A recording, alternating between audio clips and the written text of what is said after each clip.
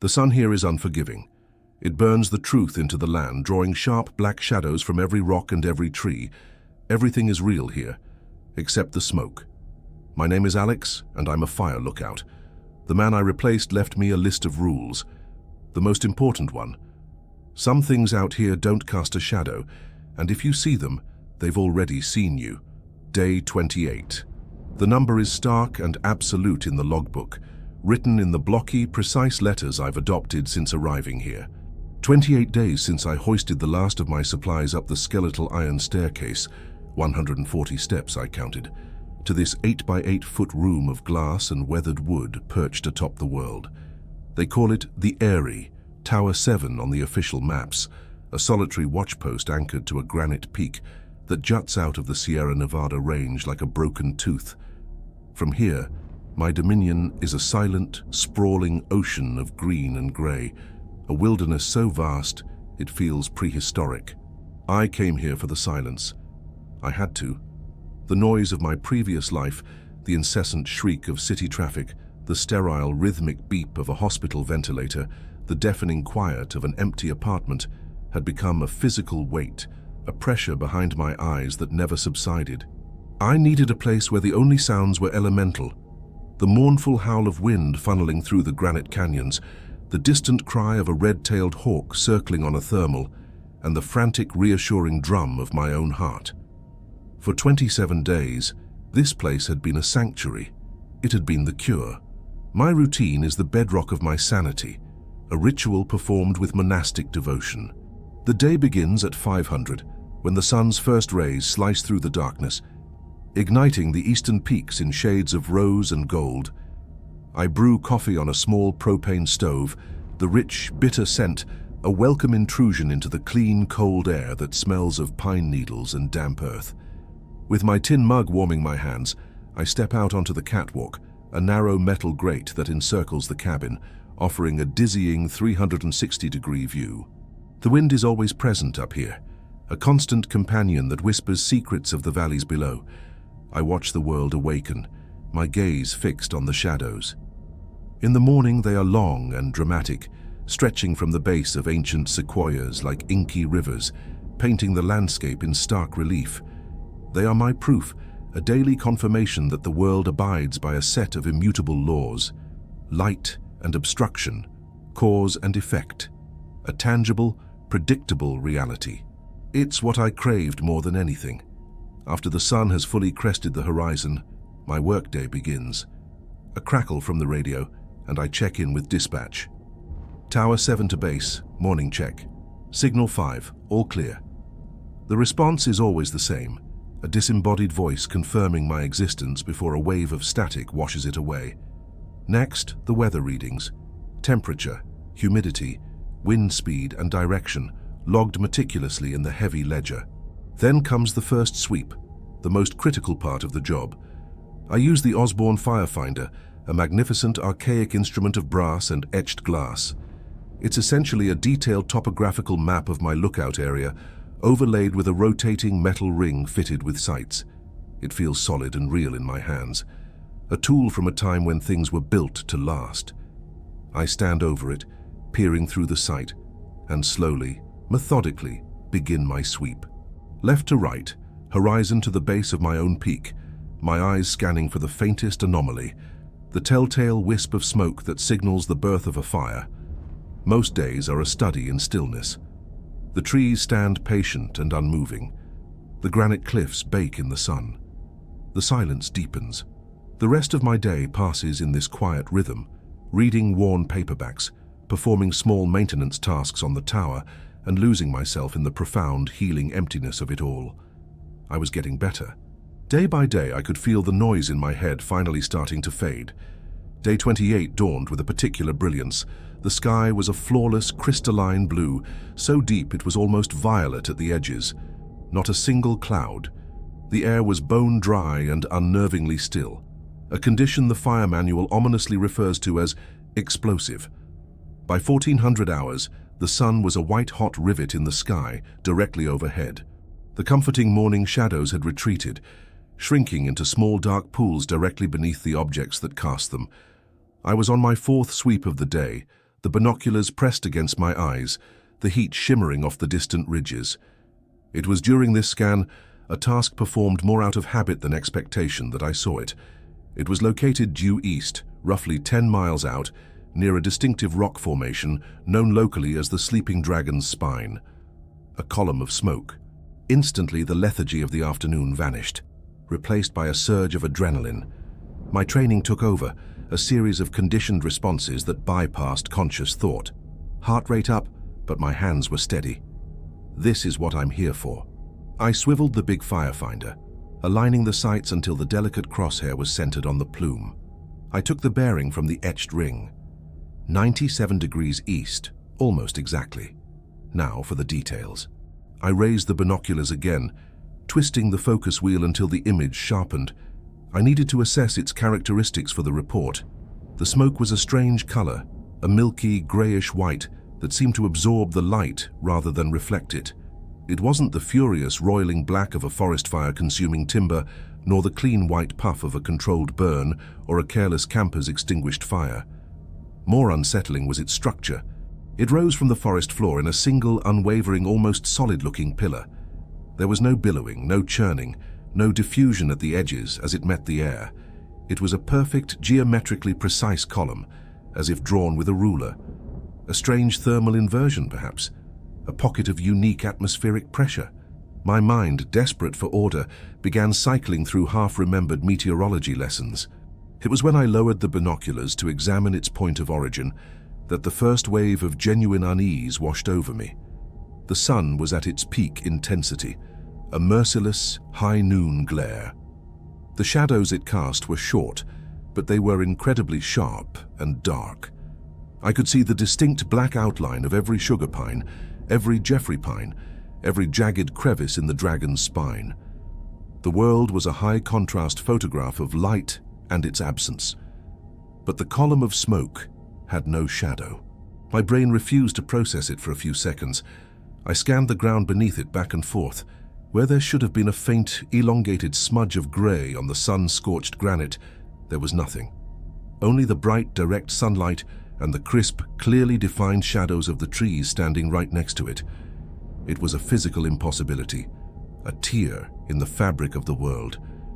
I squeezed my eyes shut, then opened them again, certain it was an illusion, a heat haze playing tricks.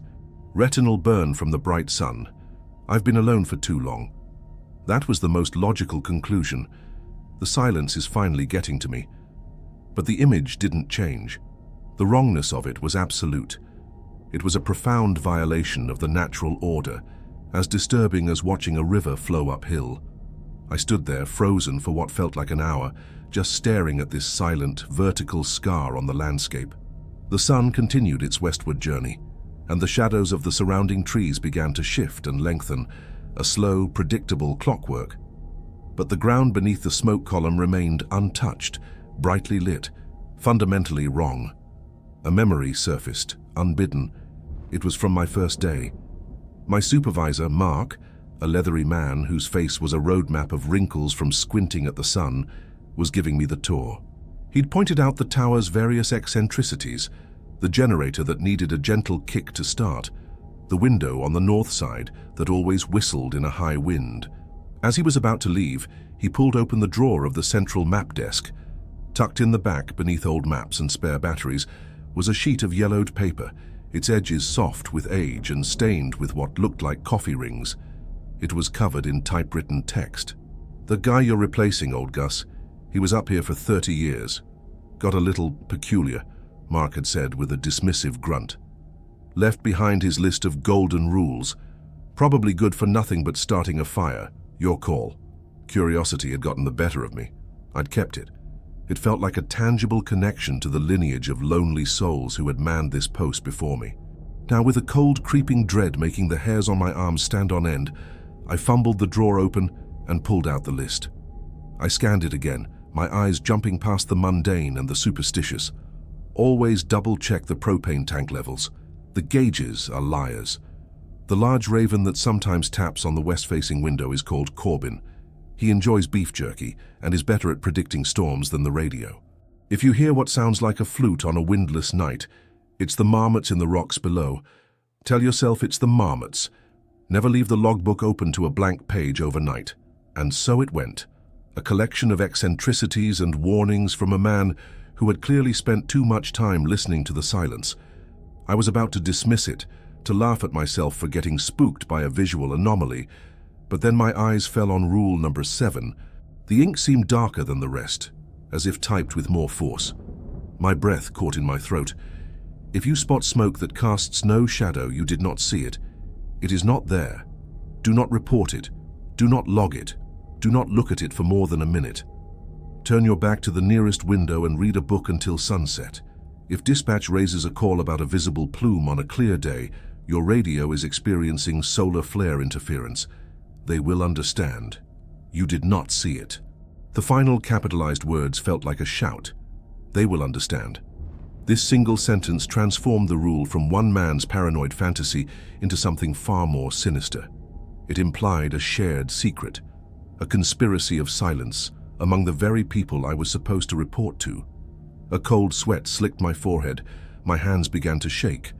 I forced myself to look out the window again. The perfect, shadowless pillar of smoke was still there, a silent gray lie against the brilliant blue sky. And then I saw it. It was subtle, almost imperceptible, but it was undeniable. It was moving. I glanced at the anemometer mounted on the roof.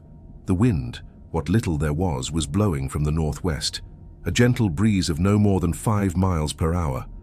Yet the column of smoke was drifting slowly, deliberately from the east. It was moving directly against the wind, its impossible form gliding over the treetops with a serene, unnatural grace. It was moving toward my tower. So I obeyed the rule.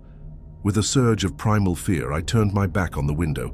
I grabbed a worn paperback from the shelf, its pages swollen with humidity.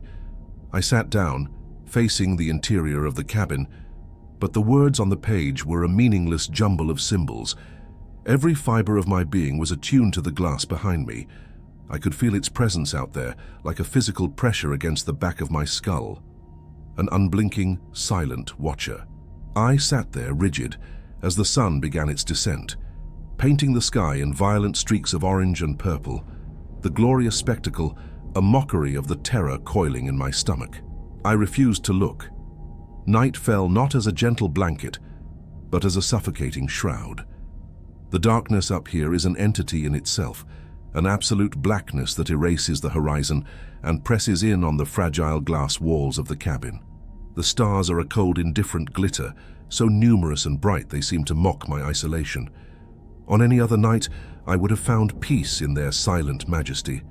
Tonight, the darkness was a hostile, waiting void, and my tower was a tiny, illuminated cage at the center of it. I left the radio on, the low, steady hum of the carrier wave a pathetic shield against the profound silence. I tried to sleep on my narrow cot, but every groan of the tower settling, every metallic ping of the structure contracting in the cold, was a footstep on the iron stairs. It was around 200 when the radio crackled to life. It wasn't the usual burst of atmospheric static. This was a different sound, a wet, guttural popping noise, like someone speaking through water. I sat bolt upright, my heart hammering a frantic rhythm against my ribs. I held my breath, straining to listen, leaning my ear close to the speaker. Through the thick layer of hiss, a sound began to coalesce. It was faint, drawn out, and horribly distorted, as if a magnetic tape were being played at a fraction of the correct speed. But the sound was, without a doubt, a whisper, and the whisper was my name. Ah! Lex. A strangled cry escaped my lips. I lunged across the small room and slapped the power button on the radio, plunging the cabin into a dead, ringing silence. Sleep was no longer an option. I spent the rest of the night huddled in a blanket, my back pressed into a corner, watching the eastern horizon, praying for the dawn with the desperation of a drowning man praying for air. When the first anemic gray light finally diluted the oppressive blackness, I scrambled for the binoculars, my hands trembling so violently that it took me a moment to focus them. I aimed them toward the dragon's spine, the spot where I had first seen the anomaly. It was empty. The grove of trees where the smoke had risen stood clear against the morning sky. A wave of dizzying, intoxicating relief washed over me. I laughed, a raw, shaky sound. It was a hallucination, a nightmare brought on by exhaustion and solitude. It was over. It was gone.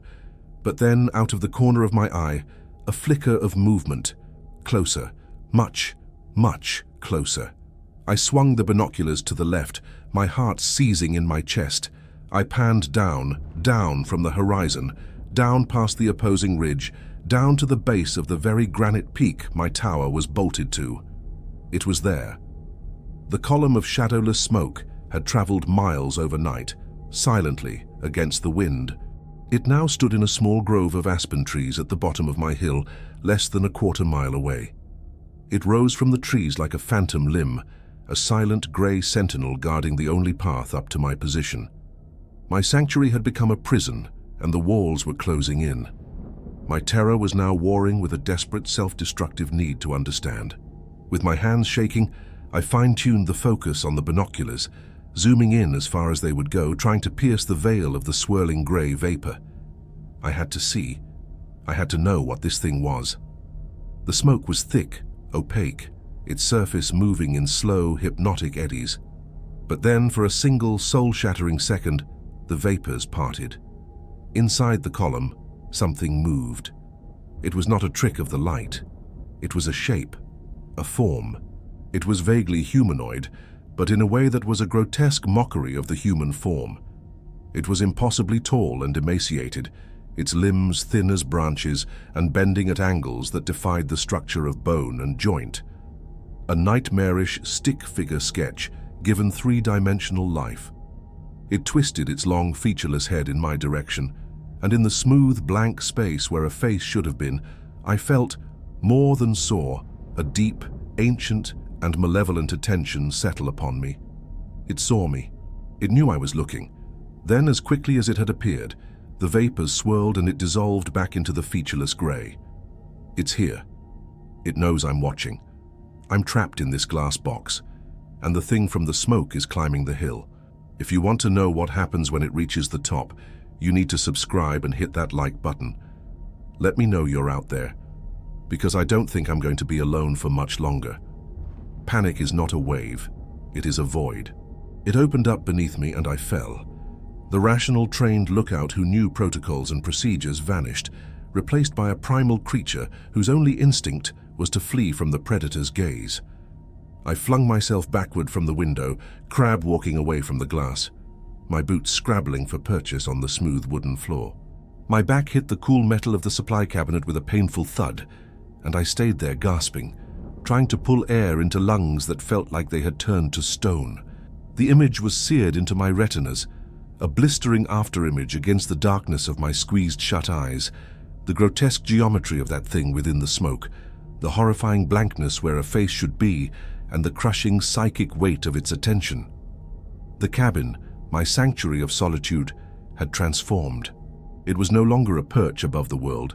It was a transparent trap, a display case, and the collector was coming. Time ceased to be a measurable quantity. Seconds stretched into agonizing eternities, each one filled with the imagined sound of that thing starting its ascent. I was coiled in the corner like a cornered animal, listening, but the world outside had been muted. The ever-present soughing of wind through the pines had vanished. The chirping of the jays, the distant chatter of squirrels, all gone. A profound, unnatural stillness had fallen over the forest, a suffocating blanket of anticipation. The silence itself was a form of pressure, and I knew, with a certainty that went deeper than logic, that it was waiting. The shadowless column of vapor was down there, patient, and its stillness was a threat of unimaginable potency. I realized then that to remain passive was to die. To sit and wait for it to climb the 140 steps to my door was to surrender. My fear was a white-hot, paralyzing force, but beneath it, a desperate, defiant spark ignited. I had to understand my enemy. The previous lookout, Gus Miller, the list of rules. He had survived this, at least for a time. He knew what it was. If he had been meticulous enough to type out a list of warnings, perhaps he'd left more. A detailed account, a strategy, a name for the horror. Hope, fragile as it was, provided momentum. I pushed myself to my feet, my legs unsteady, and began to tear the small cabin apart. This was no longer a gentle search, it was a frantic, desperate excavation. I emptied the drawers of the main desk, their contents scattering across the floor. Spare batteries, worn maps, pens, a half-finished bag of jerky. I ran my hands along the underside of every surface, searching for a taped-on note or a hidden compartment. Nothing. I ripped the thin mattress off my cot, shaking it violently, a pathetic cloud of dust motes dancing in the afternoon light. I scrutinized the metal frame, running my fingers over every weld and joint. Still nothing. The supply cabinet yielded only canned beans, first aid kits, and the faint metallic smell of disinfectant. Despair began to creep back in, a cold tide extinguishing the spark of hope. It was useless. He had taken his secrets with him. Defeated, I sank to the floor, my back against the cot's frame. My eyes scanned the room, the chaotic mess I had made, and that's when I saw it. It was a detail so minor, so insignificant, that it would be invisible to anyone not actively searching for a flaw in reality's design. The floor was constructed of thick pine planks, each one running the length of the cabin. Decades of harsh sun had bleached them to a pale gray, and they were all perfectly flush. All except one. The plank directly beneath the space where the cot normally sat was misaligned. One of its corners was elevated by a fractional amount, perhaps no more than the thickness of a fingernail, creating a tiny dark line where there should have been none. My heart began to pound a frantic new rhythm. I crawled over to it, my fingers tracing the almost imperceptible edge. There was no notch, no handle. I dug my nails into the tiny gap and pulled. The wood was stiff, swollen with age, but then it gave way with a low, protesting groan. It wasn't a full plank, but a cleverly cut section, designed to look like one. Beneath it lay a dark, hollow space, a small, hand-carved cubby. And nestled inside, protected from the elements by a sheath of dark, oiled canvas, was a book. With trembling hands, I lifted it out. It was a standard-issue Lookout's logbook, the kind mandated by the Forest Service, but its stiff cardboard cover was soft to the touch, worn down by years of handling. The first entry was dated April 15, 1988. The penmanship was strong and clear, the observations concise and professional. Augustus Gus Miller. For several years, the entries were a portrait of profound peace, observations of deer herds, complaints about leaky window seals, sketches of cloud formations, philosophical musings on the nature of solitude. But as I flipped further, into the early 90s, the tone began to subtly shift. The entries grew shorter, the handwriting tighter. Then I found the first mention, June 12, 1993. Saw it again today. East quadrant, near the formation they call the Dragon's Spine. No shadow at high noon. A perfect column like a pillar of salt. Radio started emitting pops and whispers for an hour afterward. I reported solar flare activity to dispatch. They accepted it without question. They always do. It knows the electronics are a vulnerability. A tremor went through me. I wasn't the first, I wasn't mad. I flipped frantically through the pages, the rustle of the dry paper loud in the silent cabin. Gus had given the phenomenon a name, one that chilled me to the bone. June 14, 1993. The echo has returned. It's closer now, just across the valley. I've come to understand a fundamental truth about it. It doesn't move with the wind. It moves with your focus. It is a psychic predator. Observation is its nourishment. The more you stare, the more you try to comprehend it, the more substance it gains. It solidifies its presence in your reality by feeding on your attention. You must starve it by looking away. The echo. It was a horrifyingly apt description. It wasn't just a thing that appeared. It was a resonance, a feedback loop of terror. I thought back to my own fascination, my inability to look away, and how it had traveled miles to my doorstep. The journal became a chronicle of Gus's lonely, terrifying war. He documented other incidents, cross-referencing news reports of missing hikers with the dates of the echo's appearances. He called it the life thief, the mime of memory. He theorized that it didn't kill in a conventional sense. It absorbed. It unmade its victims, erasing them from the world and adding their experiences, their very consciousness, to its own. July 2nd, 1995. The siege has become more personal. Last night, it began using the sounds. I heard my old beagle, Buster, whining and scratching at the base of the stairs. Buster passed away 8 years ago. I know it's a phantom, a cruel mimicry. It's digging into my mind, searching my memories. It's looking for the ones with the strongest emotional charge, the ones that anchor my soul, and it is using them as lures. As if the ink on the page were a fresh incantation, a new sound manifested outside, drifting up from the aspens below. It was a soft, gentle humming, a simple looping melody. My blood turned to ice water in my veins. It was the lullaby my mother used to hum to me when I had a fever as a child, a tune so deeply embedded in my formative memories that it was part of my very structure. Hearing it now, in this place, performed by this thing, was a profound defilement. The beautiful, comforting memory had been weaponized, turned into an instrument of psychological torture. The echo was no longer just a visual anomaly at the bottom of the hill. It had bypassed the locks on my mind and was now walking its hallways. I had to try. I had to reach out. Gus's rule was a clear warning, they will understand, but the alternative, to sit here and be mentally dismantled, was unthinkable. I would have to be clever. I couldn't report a memory-stealing vapor, but I could report a critical equipment failure. I would try to signal my distress to Mark, my supervisor, through coded urgency. I flicked the radio's power switch. The static hissed, a welcome noise in the dreadful silence. My hand shook as I keyed the microphone. Tower 7 to base. Do you copy, base? Mark's voice, gruff and immediate, was a temporary relief. Base copies 7. What's going on, Alex? You're dark on the schedule. Missed the 1400 and 1600 check-ins. Affirmative, base, I said, trying to inject a professional, controlled panic into my voice. I'm experiencing a severe and persistent equipment malfunction. The main radio console is compromised, getting massive interference, auditory artifacts. I believe the unit is failing. I paused, choosing my next words carefully. Mark, the situation here feels unstable. I'm concerned that if a real emergency were to manifest, I would be completely cut off. I held my breath, praying he would read between the lines, that he would hear the desperate subtext. The silence on the other end stretched for a long, cold moment. When he finally spoke, any trace of collegial concern was gone. His voice was flat, devoid of emotion, like a machine. The equipment was fully serviced and certified before your deployment, Alex. It's top of the line. There is no scheduled solar activity. What you're experiencing is likely echo distortion from the surrounding granite formations. It happens. Another pause, this one more menacing. Your job is simple. Observe, report, maintain the log. Don't get distracted by topographical ghosts or the static on the line. Focus on the horizon. Am I making myself clear?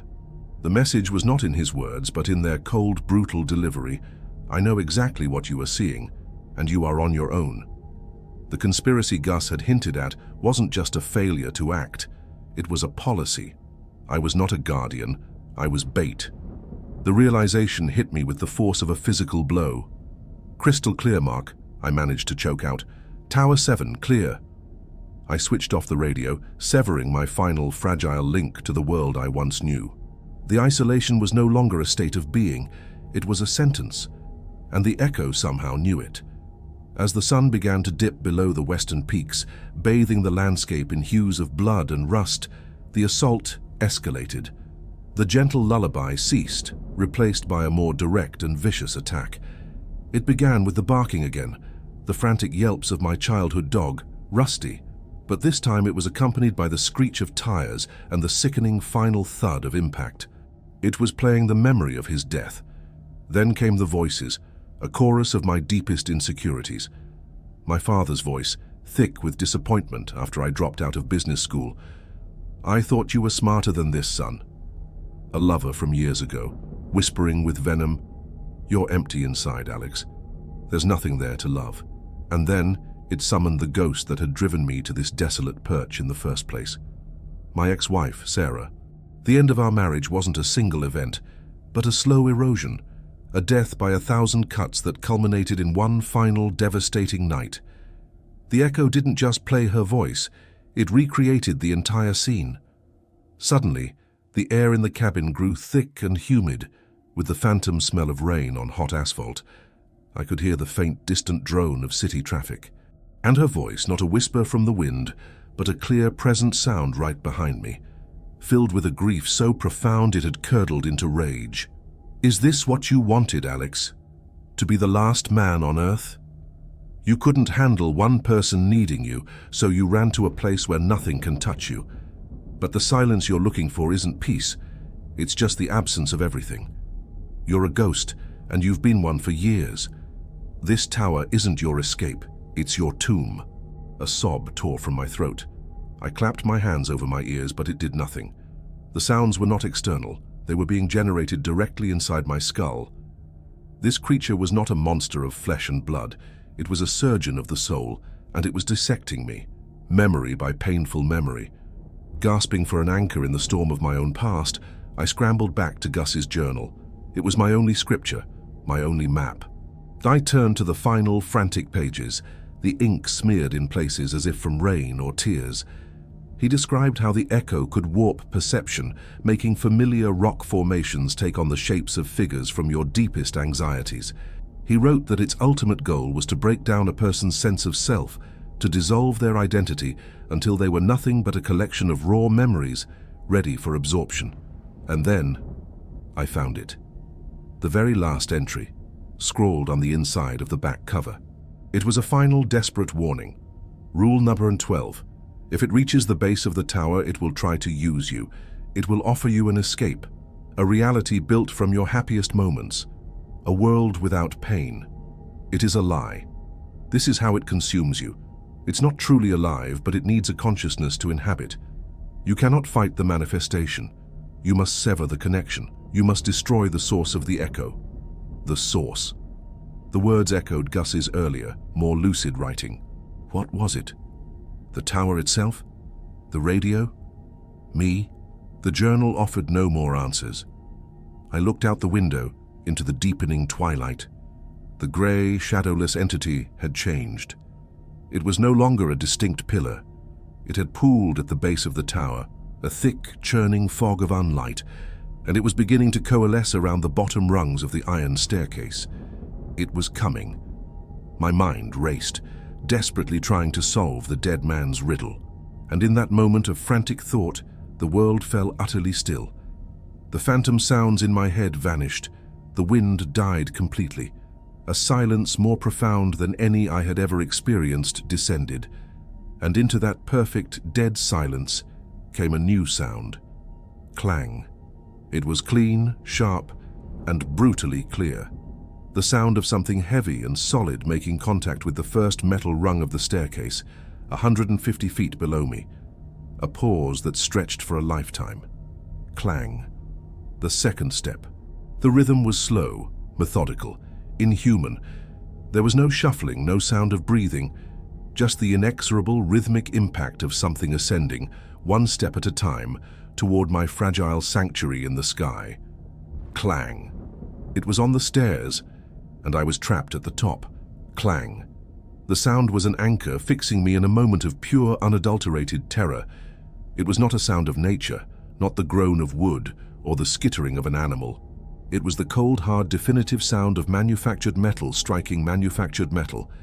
It was the sound of purpose, of intention. Clang. The second step. The interval between them was torturously long, perhaps 5 full seconds. Long enough for my mind to construct 1,000 horrifying images of the thing that was climbing. Was it the lanky, disjointed figure from the vapor? Was it crawling? Was it pulling itself up with those impossibly long limbs? The tower, my fortress of glass and steel, began to feel like a trap of my own making. Every step was a vibration, a low-frequency thrum that traveled up the iron legs of the structure and into the floorboards. I could feel each impact, not just in my ears, but in the soles of my feet, in the marrow of my bones. It was a slow, methodical heartbeat, the heartbeat of a predator that knows its prey is caged. Clang. My breath hitched in my throat, a ragged, useless gasp. I scrambled backward, away from the trapdoor in the floor that led to the stairs, my eyes wide and fixed upon it. as if I expected a skeletal hand to burst through the wood. My back found the cold glass of the northern window, and I pressed myself against it, every muscle in my body coiled tight enough to snap. I was 150 feet in the air, with the only way down now occupied by an ascending nightmare. The progression was inexorable. Clang, pause, clang, pause. It was a countdown, a funeral drum. With each resonant impact, my world shrank further, the vast wilderness outside dissolving into an irrelevant backdrop. My reality was now this 8 by 8 foot room and the slow, deliberate ascent from below. My mind, in a desperate bid for self-preservation, tried to rationalize. A person. It had to be a person. Maybe it was Mark, my supervisor, coming to check on me, his heavy boots echoing on the metal. Maybe it was a lost hiker, delirious and desperate. But I knew, with a certainty that chilled me far more than the night air, that no human walks with such a perfect, unvarying rhythm. There was no shuffling, no change in cadence, no sigh of exertion. It was mechanical, relentless. I counted the steps. A morbid, obsessive part of my brain took over, tallying each impact as if tracking the seconds to my own execution. 47, 48. The sound was closer now, the vibrations in the floor more pronounced. I could begin to hear a faint, secondary sound accompanying the clang, a dry, rasping scrape, like worn fabric or rough skin dragging against the serrated edges of the steps. 71, 72. It was halfway. The lullaby from my childhood seemed like a gentle mercy compared to this. This was not a psychological trick. This was a physical invasion. 110, 111. It was just below the main platform now. I could hear it with perfect clarity. The scraping sound was louder, a sibilant whisper of friction. I imagined dry, insectile legs finding purchase on the rungs. 138, 139, clang. The final step. The sound was directly beneath the floor, a deafening concussion that made the entire cabin shudder. And then silence. The silence that followed was 1,000 times more terrifying than the noise it replaced. A heavy, profound stillness descended. It was a loaded silence brimming with potential energy, with a terrible imminent purpose. I held my breath, my ears straining, listening for the sound of the trapdoor handle turning, for the splintering of wood. Nothing. It was just waiting. Right there. A few inches of pine planking were all that separated me from the entity on the landing. My heart felt like it was going to explode in my chest, a frantic bird beating itself to death against the cage of my ribs. Minutes stretched into an eternity. Why wasn't it doing anything? Was this part of the torture, to let the anticipation unmake me? I remained pressed against the glass, a statue carved from fear, my eyes locked on the trapdoor. Then a new sound began. It was not a loud sound. It was small, precise, and utterly impossible. It was the distinct sound of a key, a heavy, old-fashioned brass key, being inserted into a lock, but there was no lock on the trapdoor. I looked wildly around the cabin. The only door, the one leading out onto the catwalk, was bolted from the inside. The sound was coming from that door, and it was a sound I knew. It was the specific grating scrape of the key to my childhood home, a sound I had not heard in over 20 years. It was followed by the loud, satisfying thunk of a deadbolt tumbler turning, a sound that had always meant safety, security, home. Here, in this glass cage suspended in the sky, it was the sound of the world breaking. The barrier between my past and my present, between memory and reality, had been breached. The echo wasn't just climbing the stairs to my physical location. It was climbing the ladder of my own history to invade the deepest, most fortified parts of my psyche. The doorknob began to turn, slowly, with a series of agonizing clicks. "No," I whispered, the word a dry leaf scratching in my throat. I threw myself at the door, my hands bracing against the cool wood, my shoulder pressed against it with all my weight. I could feel a gentle, insistent pressure from the other side. It wasn't trying to force its way in, it was simply testing the lock it had already opened. Then the pressure ceased. The doorknob turned back to its original position, and the silence returned. It was a strategic withdrawal, a tactical shift. It had proven it could breach my defenses whenever it chose. Now it would try a different approach. Shaking uncontrollably, I stumbled back to the center of the room. My eyes fell on Gus's journal, still lying open on the floor. It was the only thing in this world that seemed to hold any answers. I snatched it up, my desperate gaze scanning the frantic scrawl, searching for anything I might have missed. Tucked into a flap inside the back cover was a folded, brittle piece of paper I hadn't noticed before. It was a hand-drawn diagram of the tower, but with strange annotations, almost like an esoteric schematic. Arrows pointed from the ground up into the cabin, labeled Geomagnetic Focus. The cabin itself was circled and labeled Resonance Chamber Amplifier. Lines radiated outward from the cabin, labeled Consciousness Field Projection. Beneath the diagram was a final, chilling hypothesis, written in a hand so shaky it was almost unreadable. It's the tower. It's always been the tower. We're not here to watch for fires in the forest. We're here to watch for the fire in the mind. This structure isn't just an observatory, it's an antenna. It's built on a unique geological point that amplifies on something, psychic energy, consciousness, whatever you want to call it. It takes the occupant, the lonely, isolated, grieving mind, and it amplifies their inner state, projecting it outward like a radio signal. We're not the watchmen, we're the bait. Our own sorrow is the scent on the wind, and it draws the echo in. The echo has no substance of its own. It is a parasite that requires a host reality to manifest. It uses our memories to build itself a world it can inhabit. We think it's invading our mind, but the truth is far worse. Our mind is invading its reality. I dropped the paper, the world tilting on its axis. The bait. I wasn't being haunted by an external force. I was the source of the broadcast. My grief, my isolation, my fractured psyche. This tower was turning it into a signal, a beacon for this parasitic non-entity. I was the lure, dangling in the vast, empty ocean of the wilderness. As this new, horrifying understanding settled over me, I became aware of a change. The air outside the windows was shimmering, like the heat haze on a summer road. But this was different. It was night. There was no heat. The very fabric of the view was beginning to distort.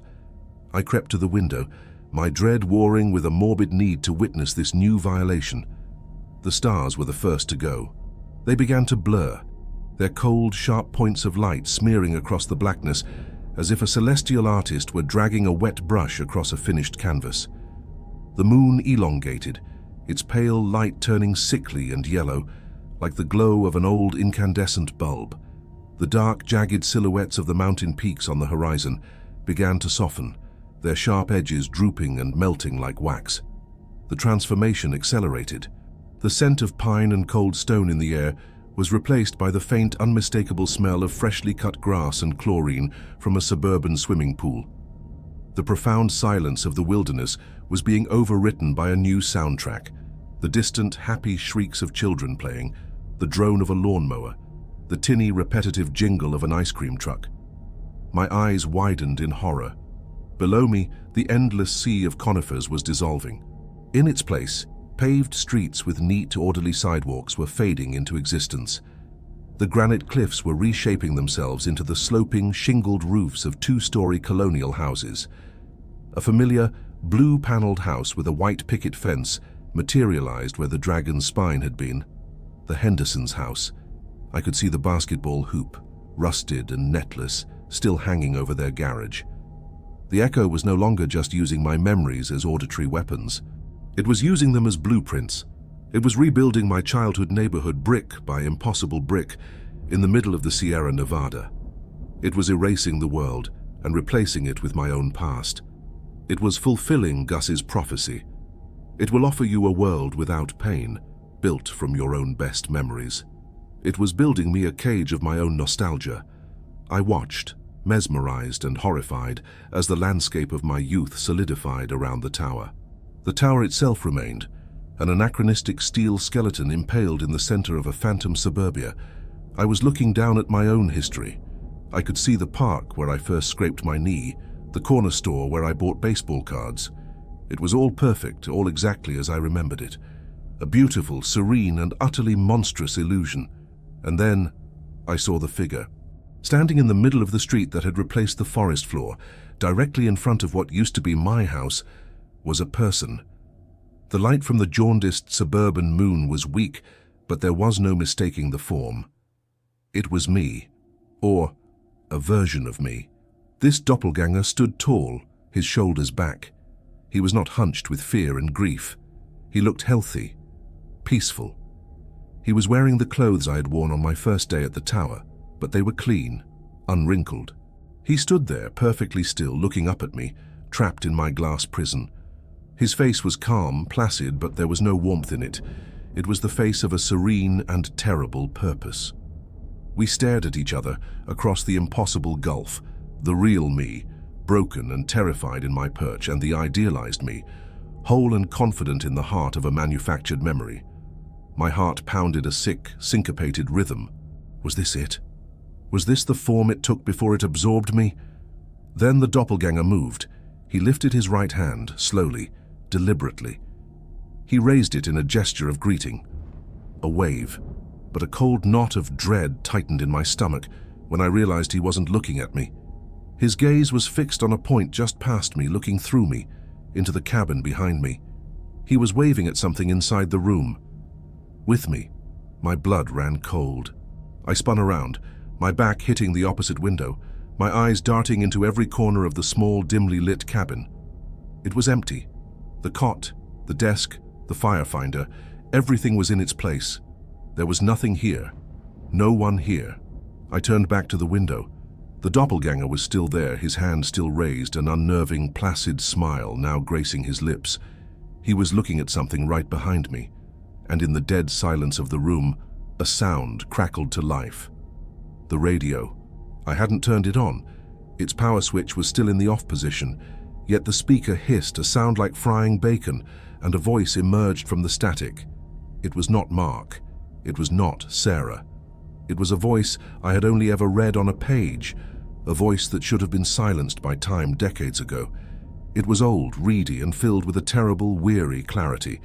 It was the voice of Gus Miller.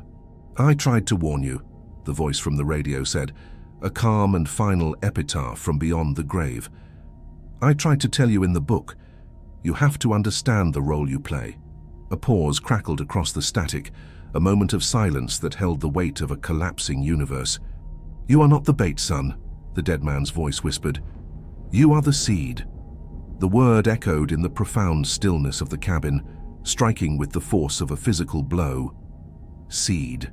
It was a single monosyllabic sound, yet it contained a universe of horror. Gus Miller's spectral voice, transmitted from a past I couldn't comprehend through a machine that shouldn't work, had not offered an explanation. It had delivered a reclassification of my entire existence. The identity I had clung to, the victim, the besieged survivor, the last bastion of sanity against an encroaching madness, was a fiction. A seed is not a fortress. It is a Trojan horse. It is not the target of the invasion. It is the invasion itself, coiled in nascent form, waiting for the right conditions to germinate. The doppelganger, my serene and terrible twin, standing in the heart of the phantom suburbia below, held his wave, the gesture transforming from a greeting into a signal of profound and final acknowledgement. He was not looking past me. He was looking into me, at the thing I carried, the thing I was. My mind, already strained to the point of breaking, began to fray like old rope. The very foundation of my personal history, the narrative that had led me to this tower, started to crumble. I had come here to heal, to find solace from a past defined by a singular, crushing trauma. This was the central pillar of my identity, the unwavering truth I had built my lonely world upon. But under the jaundiced, diseased light of the impossible moon, that truth felt flimsy, fabricated.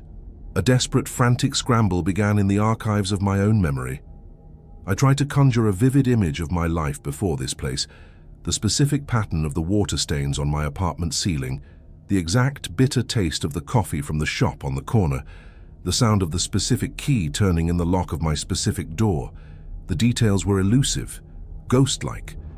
Instead of sharp sensory specifics, my mind returned only generic archetypes: an apartment, a city, a grief. The memories lacked the texture, the vibrant, chaotic messiness of lived experience. They felt curated, sanitized, like the carefully selected B-roll footage for a film about a sad man. The more I clawed at them, the more they receded, dissolving into a conceptual fog. A horrifying question began to form, a sliver of ice in the core of my being. What if my life before the tower wasn't a genuine past, but a carefully constructed backstory, a set of implanted memories designed to create the perfect emotional fuel, loss, isolation, regret, for the process that was to unfold here? What if my entire life had been nothing more than a managed, controlled incubation? Below me, the spectral landscape of my youth remained frozen, a perfect, unchanging stage set.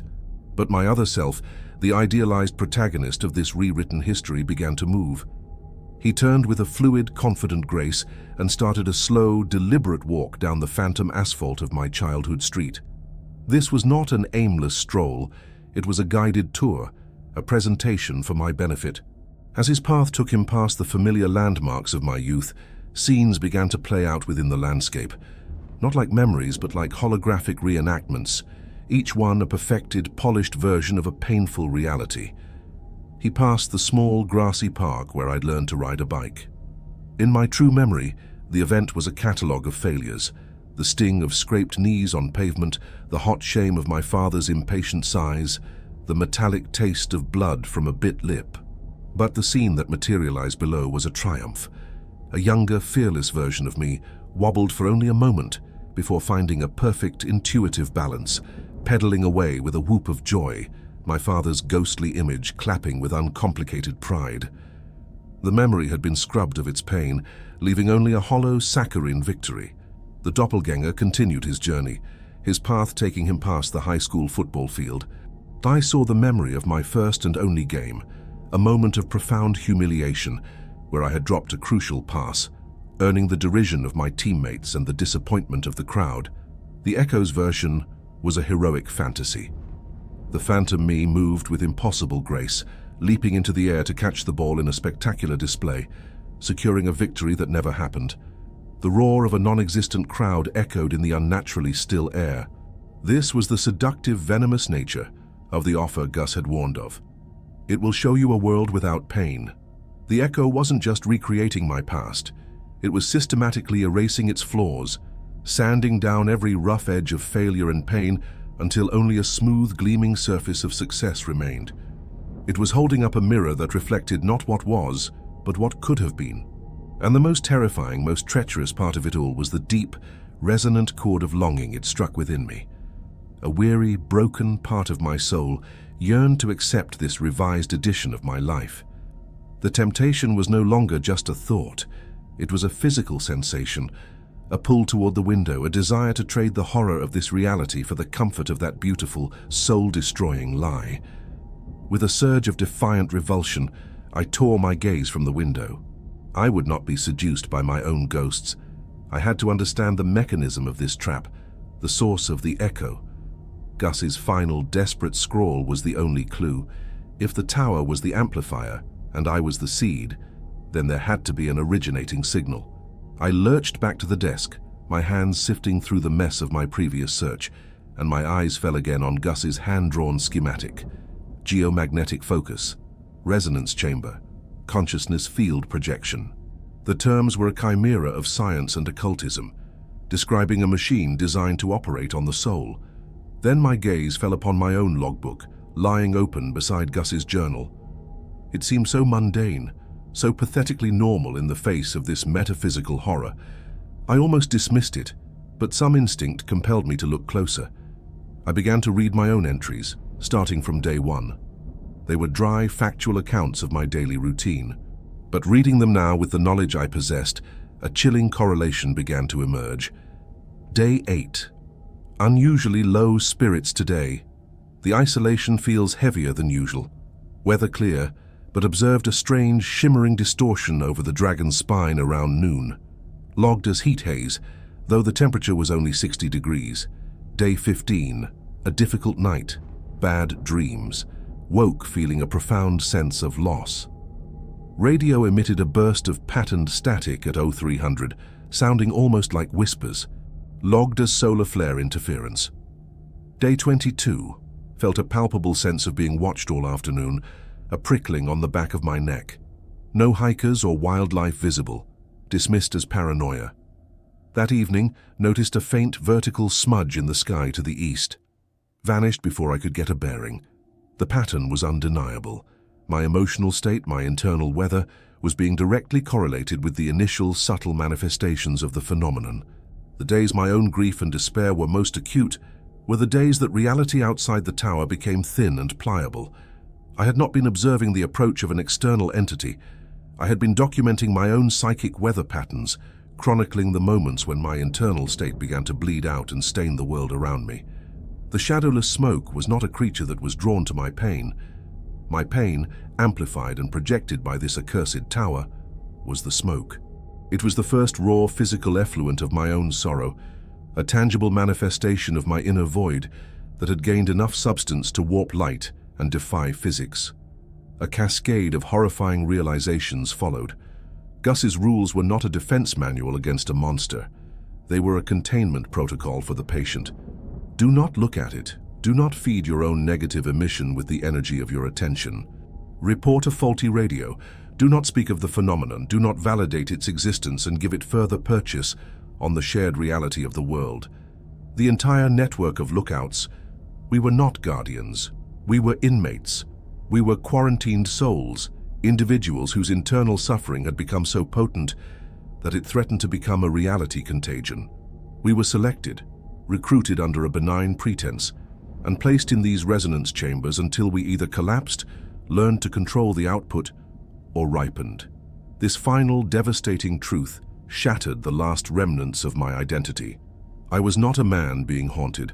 I was the haunting. My mind was the ghost in this grand, terrifying machine. In a desperate, reflexive act of denial, I looked down at my hands, hoping to see the familiar calluses and scars that proved I was real, that I was a physical being in a physical world. They seemed indistinct. The lines on my palms, usually a sharp, clear map of my life, looked faded like pencil marks that had been partially erased. I needed proof, an undeniable physical fact that would sever me from this encroaching madness and anchor me to the world of cause and effect, of sensation and consequence. My utility knife was in my pack. My fingers, feeling strangely numb and distant, closed around the familiar wooden handle. The steel was cold and absolute. With a strangled cry that was equal parts defiant scream and mournful sob, I dragged the sharpened edge of the blade across the pale, soft skin of my left forearm. I braced myself for the sharp, clarifying sting of pain, for the hot, wet confirmation of blood. Pain would be a victory. Pain would be real. But there was no pain, only a faint, cold pressure.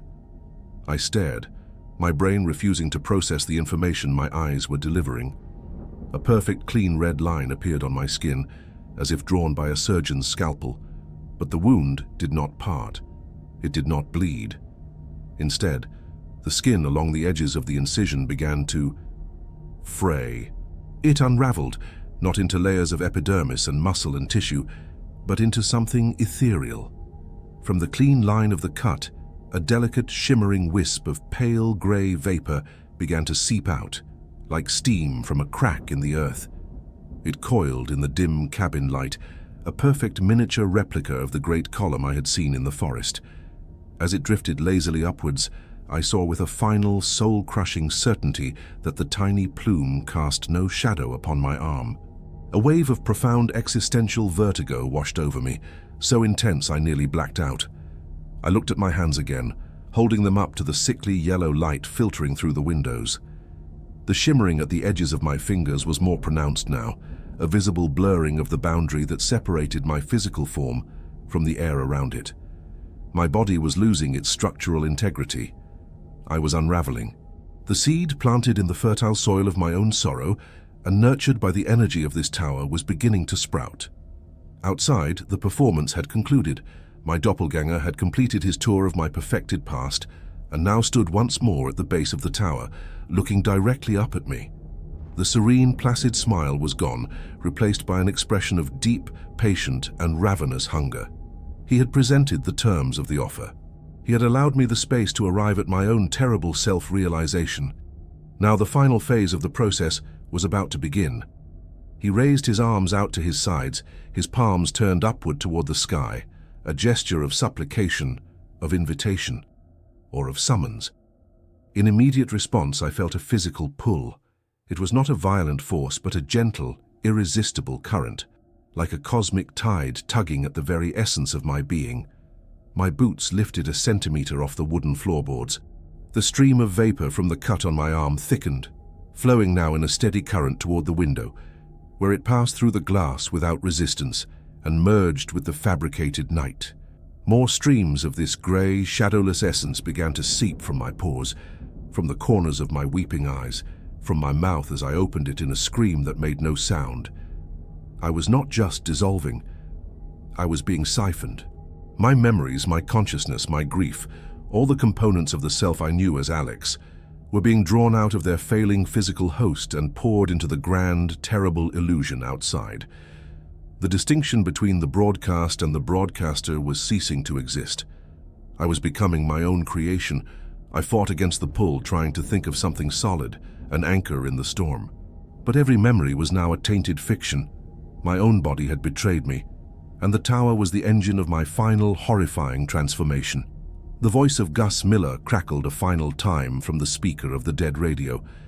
It was no longer a reedy whisper from the past.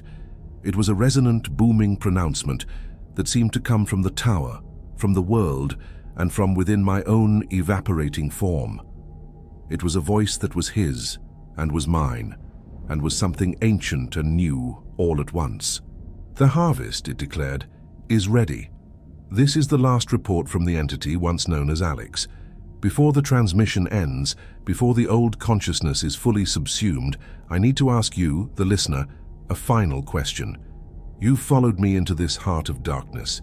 You've witnessed the unraveling of a man. Now, as the final curtain falls, I need you to consider the voice on the radio. The harvest is ready. What do you believe the harvest of a human soul truly is? What is the purpose of cultivating sorrow in these lonely places? Is it fuel? Is it food? Or is it something far stranger? Leave your most detailed, your most terrifying theory in the comments below this video. I want the last record of my former world to be a testament to its imagination, its capacity for dread. And while your mind is still your own, subscribe to this channel. You see, the management of this farm is changing hands, and the new crop is about to be planted. You're going to need a guide for the coming season. The voice, a resonant chord composed of Gus's weary ghost, my own fading terror, and something ancient and vast, still vibrates in the very molecules of the air. The harvest is ready.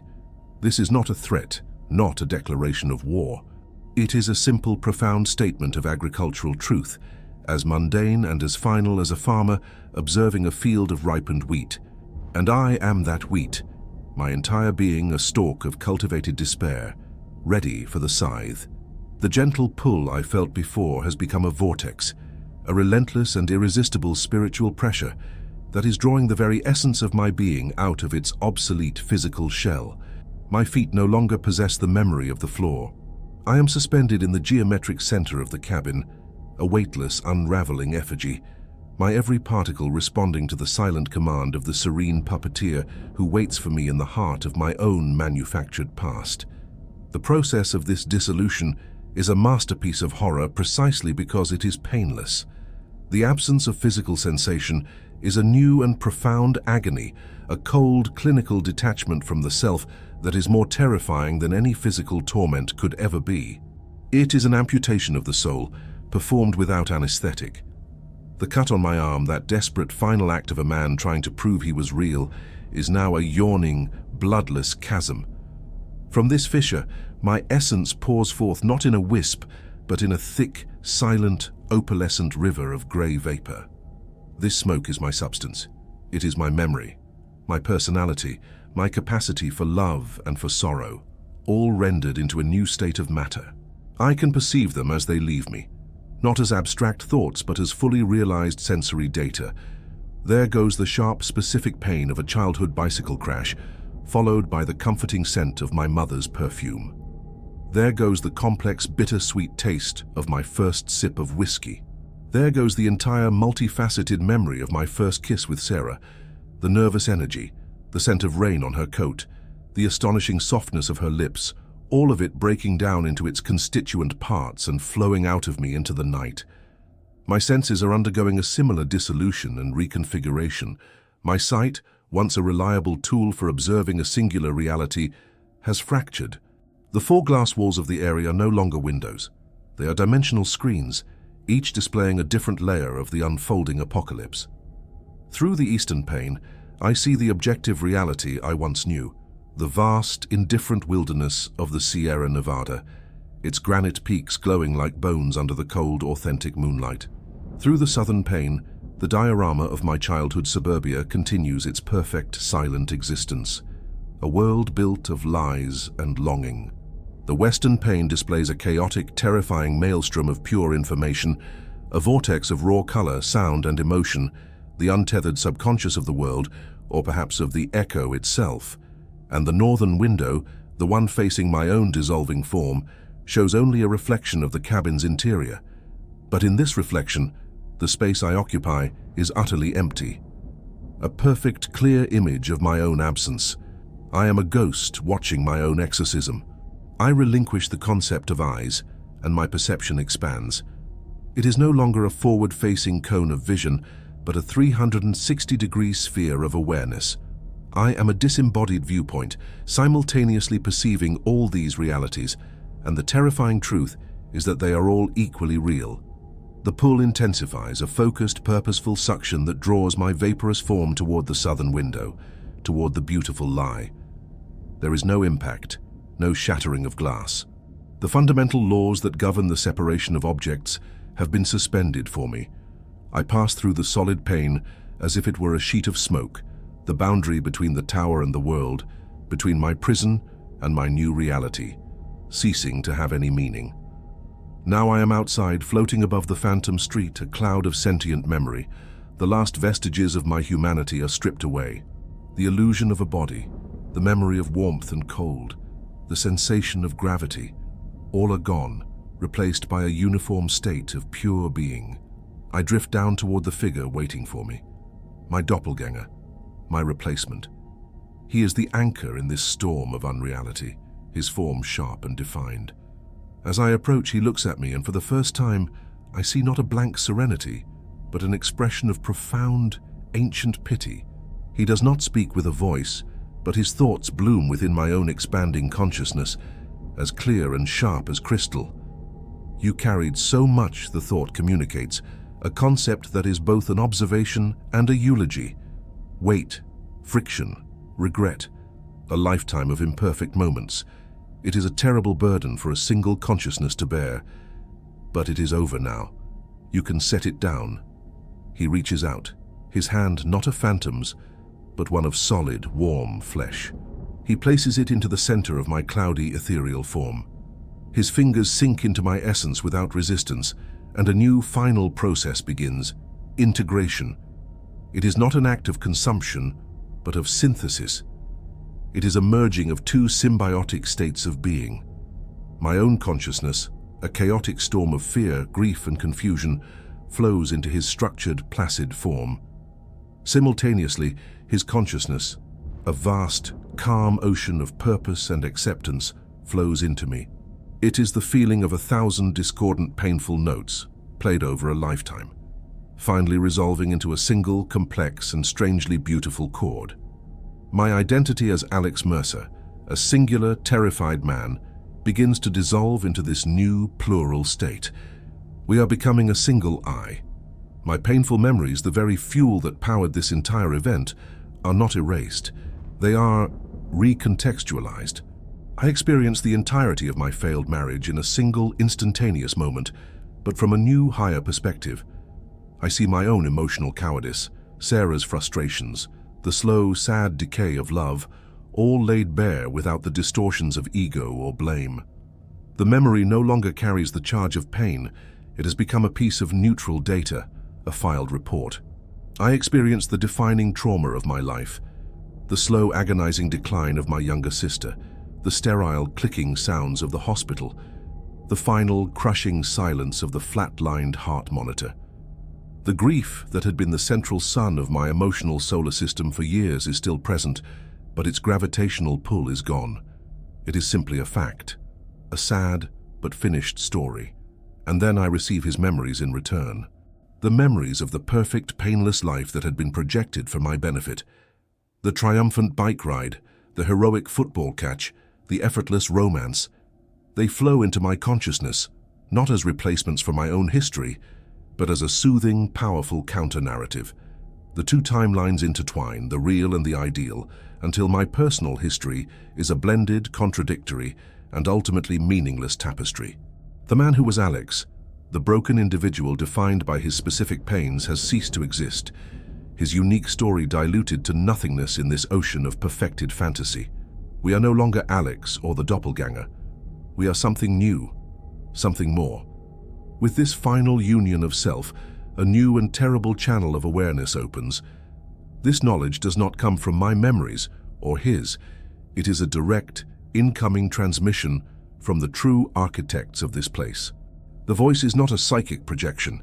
It is a sound wave, a recording, rendered into my new consciousness as pure, unassailable data.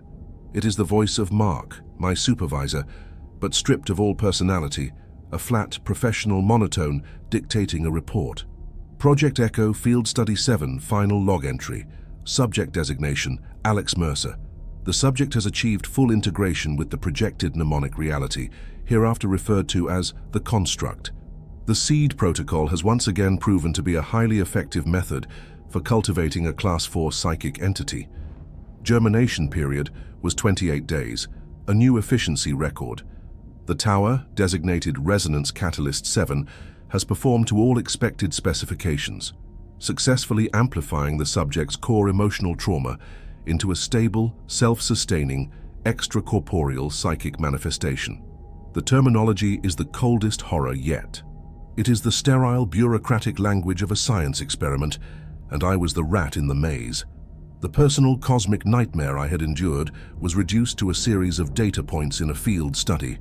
The resulting manifestation, now designated Echo 7, has stabilized its reality construct, which is based primarily on late 20th century American suburban archetypes derived from the subject's formative memories. Preliminary analysis indicates positive development of predatory mimetic lure capabilities. The entity has successfully integrated its core programming, the instinct to identify and cultivate the next suitable host, ensuring the perpetuation of the seeding cycle. The voice continues its dispassionate autopsy of my existence.